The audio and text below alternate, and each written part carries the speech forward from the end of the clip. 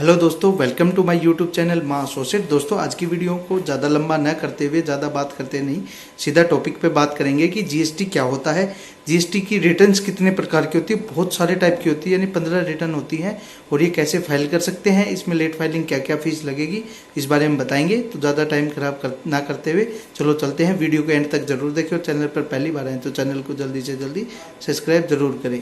Hello दोस्तों, जैसा कि मैंने पहले बताया, हम इस वीडियो में आपको बताएंगे जीएसटी रिटर्न क्या है, जीएसटी रिटर्न कितने प्रकार के होते हैं, जीएसटीआर 1, 2, 3, 3B, 8, 9 ऐसे 11 तक ये सारे जीएसटीआर की कितनी रिटर्न है। जीएसटीआर की 15 रिटर्न है, इसके बारे में हम आपको डिटेल में बताएंगे ये रिटर्न क्या होती हैं और जीएसटी रिटर्न कैसे फाइल करें, आप दाखिल करें, और क्या जीएसटी का जो है कोई दंड लगता है, जीएसटी फाइल नहीं करते हैं तो हमें क्या नुकसान होगा, और इसके बारे में वीडियो में सबसे बाद में बताएंगे निष्कर्ष टोटल क्या है। तो यानी कहने का मतलब इस वीडियो में जीएसटी की पूरी डिटेल आ जाएगी, लेकिन इसके लिए आपको वीडियो को आखिर तक देखना पड़ेगा, समझना पड़ेगा, तो ही आप जीएसटी के सारी रिटर्न्स के बारे में, जीएसटी कितने टाइप के होते हैं, जीएसटी रिटर्न होती क्या है, और जितने भी प्रकार हैं 1, 2, 3, 4, 5 ऐसे 11 तक, और कैसे फाइल करें, सारी इस वीडियो में बताएंगे। तो वीडियो के आखिर तक बने रहिए। अब बात करते हैं जीएसटी रिटर्न, जीएसटी रिटर्न के प्रकार और जीएसटी रिटर्न कैसे फाइल करें। सबसे पहले एक इम्पोर्टेंट आपको बात बता दूं, वस्तु एवं सेवा कर के तहत 20 करोड़ रुपए से अधिक के कारोबारी वाली कंपनियां 1 अप्रैल 2022 से ई चालान यानी ई इनवॉइस बनाना जरूरी मैंडेटरी कर दिया है। केंद्रीय अप्रत्यक्ष बोर्ड के सर्कुलेशन करो और सीमिता यानी सीबीआईसी जो है व्यापारियों को B2B व्यापार करने और जिनका वार्षिक कारोबार 20 करोड़ से अधिक है उन्हें 1 अप्रैल से इलेक्ट्रॉनिक चालान बनाना आवश्यक कर दिया है। यानी जो है आपको 1 अप्रैल से 2022 से जिसका टर्नओवर 10 करोड़ से ऊपर है उनको ई इनवॉइस मैंडेटरी कर दिया गया था। अब बात करते हैं जीएसटी रिटर्न जो है टैक्स बनाए रखने में सबसे पारदर्शी तरीकों में से एक है जवाबदेही। ये सामान और सेवाओं की कर विवरण फॉर्म है, सभी प्रकार के करदाताओं को फाइल करना है। आय के एवं जीएसटी नियमों के तहत प्राधिकरण बनाए गए, यानी कहने का मतलब आपने जो सेल किया या परचेज किया उन सभी चीज़ों का विवरण आपको मंथली रिटर्न में अपनी जीएसटी के रिटर्न में देना है, और इससे मंथली होता है। वेट में क्या होता है, साल में एक बार जाती थी तो इससे आपको प्रॉब्लम होती थी, वो रिटर्न मंथली भी जाती थी, लेकिन उसमें क्या सारा फाइनल रिकॉर्ड साल में होता था, जिससे कि किसी ने टैक्स दिया नहीं दिया, वैट ये फॉर्म D1, तो इसमें बड़ी ज़्यादा प्रॉब्लम। इसमें क्या होता है, हर मंथली आपको पता चल जाएगा इस पर्सन ने हमें टैक्स पेमेंट नहीं की, तो इस बारे में आपको सेल और अपनी परचेज की है उनको सबकी डिटेल आपको जीएसटी रिटर्न में फाइल करनी है। अब वो कौन कौन सी रिटर्न है वो हम आपको आगे बताएंगे, लेकिन इसमें आपको सेल परचेज की जानकारी आपको जीएसटी रिटर्न में देनी होती है।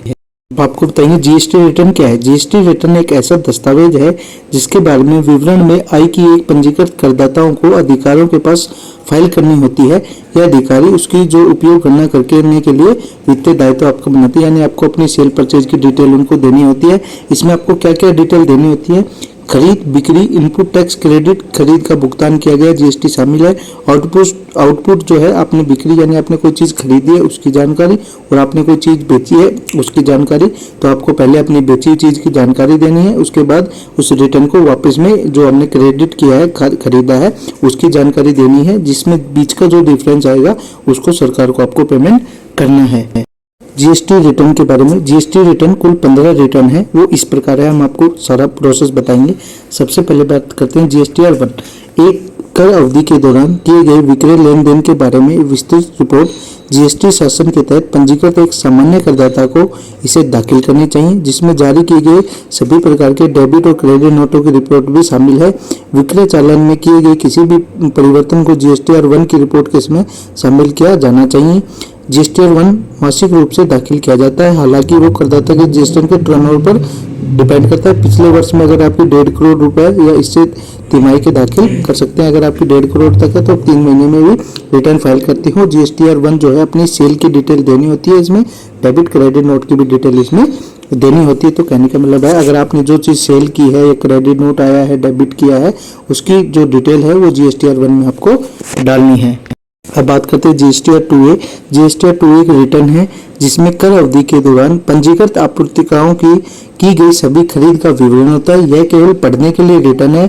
यह डाटा पंजीकृत आपूर्तिकाओं द्वारा उनके जीएसटीआर 1 की रिटर्न में दर्ज किए गए डाटा के आधार पर आपकी रिपोर्ट को सीधे दिखाती है, यानी पार्टी ने सेल की जो डिटेल डाली है उसको आपको दिखाती है। अब बात करते हैं जीएसटीआर 2 कर अवधि के दौरान पंजीकृत आपूर्तिकाओं की गई सभी खरीद की रिपोर्ट जीएसटीआर 2A में सभी विवरण में सीधे जीएसटीआर 2 में प्रचलित होते हैं। यानी आपकी ने जो डाली हुई है डिटेल वो जीएसटीआर 2 में आप देख सकते हो।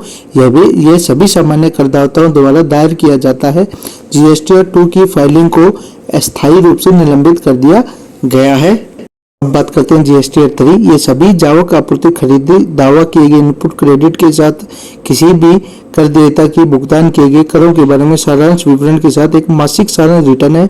यह आपके जीएसटीआर 1 और जीएसटीआर 2 की फाइलिंग के आधार पर स्वतः उत्पन्न होती है। कहने का मतलब जीएसटीआर 3 जो रिटर्न है वो आपने जो जीएसटीआर 1 में इनपुट दिया गया है जीएसटीआर 2 में आपको दिखा गया है उस इनपुट को आपको जो है क्लेम लेना है। बाकी जो डिफरेंस बचेगा उसको आपको टैक्स जमा करवाना है। ऐसे अब बात कर जीएसटीआर 3B। यह जीएसटी जो तहत पंजीकृत सभी सामान्य करदाताओं द्वारा दायर किया जाता है।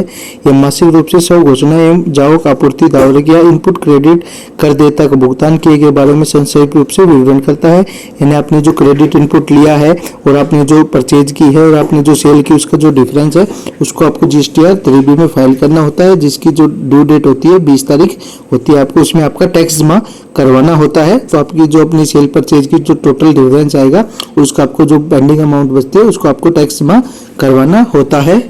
अब बात करते हैं जीएसटीआर 4 CMP 8। जीएसटीआर 4 रिटर्न वह जो करदाताओं को फाइल करना होता है। इन्होंने जो कंपोजिशन स्कीम में जो है ये जो सिलेक्ट किया है उनके लिए अप्लाई होता है। CMP 08 यह रिटर्न जिसमें पूर्व जीएसटीआर 4 को बदल दिया है इससे हर तिमाही में दाखिल करना होता है। यानी जिसने कंपोजिशन स्कीम ली हुई है उसको हर 3 महीने में यानी क्वार्टरली रिटर्न फाइल करनी होती है, जिसको जीएसटीआर 4 या CMP 08 बोला जाता है। अब बात आती है जीएसटीआर 5। यह रिटर्न जिसमें अनिवासी विदेशी करदाताओं द्वारा दाखिल किया जाना जो भारत में व्यापार लेन देन करते हैं वह सभी जावक आपूर्ति खरीद दावा किए गए इनपुट क्रेडिट के साथ साथ किसी अन्य देयता और भुगतान किए गए करों के विवरण के साथ एक वापसी होती है। जीएसटीआर 5 भारत में जीएसटी जो है के तहत पंजीकृत करदाताओं द्वारा मासिक रूप से दाखिल किया जाता है। कहने का मतलब ये रिटर्न उसको फाइल करनी है जिसकी कंपनी विदेशी है लेकिन वो इंडिया में ही सेल और परचेज करते हैं। अब बात आती है जीएसटीआर 6। यह रिटर्न जिसमें एक इनपुट सेवा द्वारा मासिक रूप से जो दाखिल किया जाता है वितरण आईएसडी में, जिसमें आईएसडी द्वारा प्राप्त किए वितरण की इनपुट क्रेडिट के विवरण शामिल है। जीएसटीआर 7 यह उन लोगों को दाखिल किया जाता है वाला मासिक रिटर्न है जिसमें टीडीएस स्रोत और कटौती काटने की आवश्यकता होती है। इसमें कटौती किए गए टीडीएस दे भुगतान किए गए टीडीएस दायित्व के बारे में विवरण शामिल होता है। यानी इसमें टीडीएस के जो रिफंड्स के बारे में दावा किया जाता है उसमें जो है ये जीएसटीआर 7 फाइल की जाती है। अब बात आती है जीएसटीआर 8। ई कॉमर्स ऑपरेटरों जिन्होंने स्रोत पर जो है टीसीएस जमा कराना होता है आवश्यक है उन्हें मासिक फाइल करनी होती है। इसमें ई कॉमर्स प्लेटफॉर्म के सभी आपूर्तियों और क्रेडिट टीसीएस का विवरण आता है। यानी जो ऑनलाइन प्लेटफॉर्म होते हैं उनमें जो रिटर्न फाइल होती है वो जीएसटीआर 8 फाइल भी होती है और उसमें टीसीएस की डिटेल देनी होती है। अब बात करते हैं जीएसटीआर 9। जीएसटी जो है इसके तहत पंजीकृत करदाताओं को सालाना रिटर्न भरना होता है। यानी जिसका टर्नओवर 10 करोड़ से 5 करोड़ से ऊपर होता है उनको जीएसटीआर 9 फाइल करना मैंडेटरी है। 2 से 5 करोड़ के लिए कंपलसरी नहीं है। यानी आपको पूरे साल में जितनी जो टीडीएस या टीसीएस जिसका भी कलेक्शन हुआ है पूरा जीएसटी का कलेक्शन 3B में जीएसटीआर 1 में उसकी पूरी डिटेल आपको एक रिटर्न में जीएसटीआर 9 में फाइल करनी होती है। जीएसटीआर 9 और 9C में फाइल करनी होती है। इसकी पूरी जानकारी आपको इसमें देनी होती है कि आपने पूरे साल में कितना सेल कितना परचेज पूरी एक टर्नओवर के हिसाब से फाइल करना होता है। जीएसटीआर 9A कंपोजिशन स्कीम के तहत पंजीकृत करदाताओं को रिटर्न सालाना दाखिल करनी होती है। जीएसटीआर 9C यह एक सुलभ बयान के करदाता जीएसटीआर की टर्नओवर 2 करोड़ जो हर वर्ष दाखिल करनी होती है। यानी जिसका टर्नओवर 2 करोड़ से ऊपर होता है उसको जीएसटीआर 9C दाखिल करनी होती है। अब बात कर जीएसटीआर 10। कोई भी कर योग्य व्यक्ति जिसने पंजीकृत स्थितिगत या आत्मसमर्पण कर दिया है इसे दाखिल करना होता है। कहने का मतलब जिसने अपना जीएसटी सरेंडर कर दिया है उसको जीएसटीआर 10 फाइल करनी होती है। उसके बाद आपका जो जीएसटी है वो सरेंडर हो जाता है, जमा हो जाता है। बात करते हैं जीएसटीआर 11। उन लोगों द्वारा दायर किया जाता है जिन्हें भारत में वस्तुओं और सेवाओं की खरीद के लिए जीएसटी के तहत धन वापसी का लाभ उठाने के लिए विशिष्ट पहचान संख्या यानी UIN जारी किया गया है। अब बात करते हैं जीएसटी रिटर्न जैसे दाखिल करनी है, फाइल कैसे करनी है। www.gst.go.in पर जाना है। आपके पास आपके 15 अंकों के जीएसटी आईडी कोड आएंगे, जीएसटी नंबर जो है होंगे आपके पास, या पैन कार्ड वो जो बनाए जाते हैं वो पैन कार्ड और आपके स्टेट कोड के हिसाब से बनाए जाते हैं। पोर्टल अपने चालान अपलोड करें, प्रत्येक चालान का अलग अलग चालान संख्या जारी की जाती है। इसके बाद आपको जो है अपनी रिवाइज रिटर्न करनी है, मंथली रिटर्न करनी है, जो भी करनी है रिटर्न है उसमें सुधार कर सकते हैं। महीने की 10 तारीख को या उससे पहले जीएसटी कॉमन पोर्टल को सूचना अनुमान GSTR1 फाइल, जैसे मैंने पहले बताया था 10 तारीख से पहले आपको GSTR1 फाइल करनी है। आपूर्ति द्वारा दर्ज की गई आपूर्ति जो GST2A है वो उपलब्ध हो जाएगी, फिर आपको 2A से रिको करना है। उसके बाद फिर आपको 2A जो फॉर्म है वो दर्ज करना है। उसके बाद आपको GSTR1 जो है प्राप्तकर्ता विवरण के संशोधन की जानकारी आपको देना। अगर कोई चेंजमेंट हो जाए तो उसको संशोधन कर सकते हो आप, इसका स्क्रीनशॉट भी ले सकते हो, जो कि डिटेल आप आराम से बाद में पढ़ सकते हो। हाँ, अब बात करते हैं क्या कोई जीएसटी दंड है, यानी आपको कोई पेनल्टी वगैरह लग सकती है। तो हाँ, अगर आप देर से रिटर्न दाखिल करते हैं तो पेनल्टी लगती है, और दंड है कि आपका जो है विशुल्क जो जीएसटी कानून के हिसाब से शुल्क लिया जाता है। CGST और SGST प्रत्येक के लिए 100 रुपए के साथ प्रतिदिन 200 रुपए भी जुर्माना आपको लग सकता है। 100 रुपए के साथ साथ 200 के साथ यदि कोई जुर्माना में परिवर्तन होता है तो आपको सूचित किया जाएगा।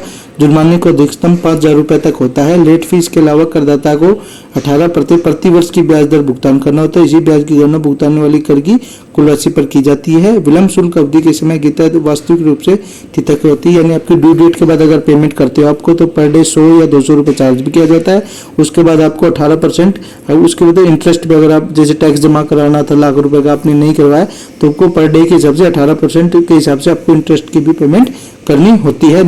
निष्कर्ष ये है कि जीएसटी रिटर्न के वित्तीय लेन देन को जवाबदेही रखने या एक पारदर्शी तरीके से, चूंकि ऑनलाइन किया जाता है इसलिए ये पूछना ललची में आसानी से लाभदायक होता है। कहने का मतलब ये है कि आपको ये सीधा पारदर्शी है, आपको सिर्फ ऑनलाइन पेमेंट करनी है, अपनी ऑनलाइन डिटेल चढ़ानी है, कोई भी प्रॉब्लम नहीं होगी। अगर आप समय के हिसाब से सही तरीके से काम करते हो तो आपको कोई भी प्रॉब्लम नहीं होगी। तो दोस्तों साथियों, यही थी हमारी आज की छोटी सी जानकारी। आपको जानकारी कैसी लगी हमें कमेंट बॉक्स में जरूर बताएं, और अगर चैनल पर पहली बार आए तो चैनल को जल्दी से जल्दी सब्सक्राइब जरूर कर दीजिए। जय हिंद, जय भारत, धन्यवाद।